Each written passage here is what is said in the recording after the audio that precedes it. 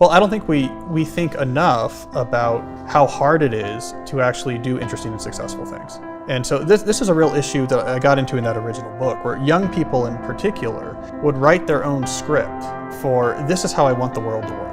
This is how, I want to run this thing and I want it to be really successful and I want X, Y, and Z, and here's what I want to be important for this. But like, the reality is everything that is worthwhile is really, really hard, and it's often really, really specific. And so I'm always telling young people something very similar. Before you make your plan for how you're going to execute, becoming a book author, for example, which a lot of people ask me about. Go talk to authors, figure it out. Figure out what the actual reality is of what matters and how people succeed. Don't write your own script with the answers that you want it to be, because often there's a real conflict. Because it's easy to come up with some plan where you're like, I'm going to do X, Y, and Z, I'm going to write 20 pages a day, and something that's kind of hard but not too hard, and you think it's going to be fun, and it might have nothing to do with how that industry works. But on the other hand, if you can get the intelligence, maybe by interning with someone who can actually teach you about the field you really care about, and you understand, this is what's involved, then you know where to put your energy. You know where to get the leverage point. It's why in academia, for example, why the people who write papers for star venues tend to train with other stars. Because you just learn, right? If you're at MIT in the sciences, you're going to learn from people that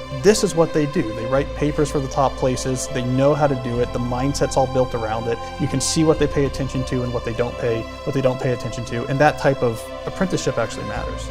We have to lower the bar. So we have to lower the bar from this impossible height where we put it, which is you have a one true passion, and if you figure it out, you're going to love your work starting the next day. And if you get it wrong, you're destined for a life of misery. Like, we have to lower that bar down to, there are many different things upon which you could build a life of real fulfillment and passion. But it's not just dart throwing, right? I mean, it has to be something that you have an interest in. It has to be something that you think would reward you with more flexibility and options as you got better at it, right? So it's not just arbitrary, but most people could probably pretty quickly identify 6 or 7 directions that pass those qualifiers. And so a lot of what I'm saying is that's enough. That's enough for it to pass the bar. I like this, maybe it matches some of my skills. I like the options it would open up if I did it well. It seems to resonate in some sort of ill-defined or ambiguous way. That's all enough for something to be the foundation of a passionate career. And there's probably a lot of things that pass that criteria, and that's okay.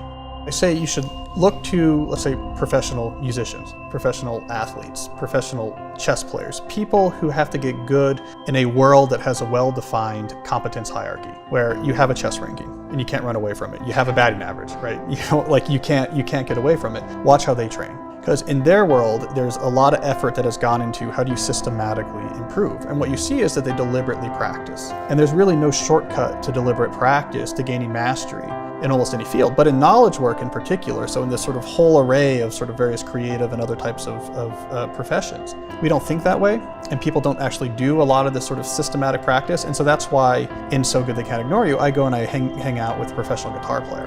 And I say, okay, I want to watch you practice. And in this case, there's actually a good reason to do so, because this is someone who started playing guitar at the same time that I started playing guitar. And at the age where I was not that great, I played in a rock band, and we were like, okay, he had a record deal and was being heralded as like this talent, right, in new acoustic guitar playing. So I said, great, I want to understand, why did he become really, really good? And I didn't. Watching him practice in this sort of musician's frat house he lived in Boston with all these other musicians, answer the question 100%. He was so intense when he was practicing the guitar that he would forget to breathe. So he'd be doing this, he was trying to get a lick faster. So the way he got the lick faster is, let me play it about 10% faster than I can comfortably play it. And he was so concentrated that he'd forget to breathe, and so he would do these ragged gasps every once in a while when his body would force him to take in air. That's the whole difference. I never did that. That's stretching. You're like, what I need to do is be better at this lick. And so I'm going to push myself beyond where I'm comfortable.